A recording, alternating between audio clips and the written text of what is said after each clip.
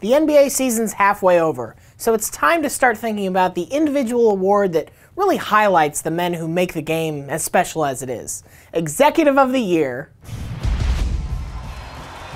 If I could give you one piece of advice on early MVP discussion, it's this. Don't limit yourself to just one player. Play the odds a little bit. Pick 3 or 4. That way, by the end of the year, you might look actually smart. And you'll only piss off the fans of 26 teams instead of 29. In no particular order, let's start with Steph Curry, who's led the Warriors to the best record in the NBA.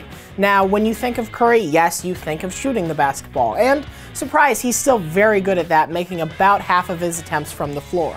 But did you know he's also enjoying his best year as a rebounder and a passer? I also predict this is the year where Steph Curry learns how to make the perfect waffle that's crispy on the outside but fluffy in the middle. Next up, James Harden, who's done so much damage to scoreboards this year that there are only 8 games where he hasn't scored 20 points. Now, part of what makes Harden so difficult to defend is that he does so much damage from the free throw line, where he's already made 331 attempts. That's almost as many points as Channing Frye has total this whole season. Yes, it's very brave of me to take the bold stance that James Harden is better than Channing Frye.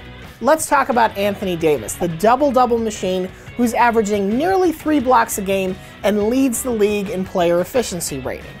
Now, some people think MVP is the kind of award that goes to a player who, if he were to miss time, his absence would be most painfully felt for his team.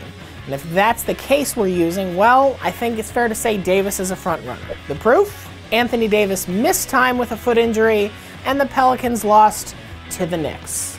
And finally, John Wall, who's had 23 games this year with at least 10 assists. He's also 3rd in the league in steals per game, and he's shooting less, but he's doing so much more efficiently. Did I mention he's also a literal wizard when it comes to dribbling the basketball? That's definitely a technical foul in 17th century Salem. Now, of course, some players impact the game in a way that doesn't show up on the stat sheet. Look at Marc Gasol take this basketball right to the nuts. That's gotta be worth a trophy on its own, right?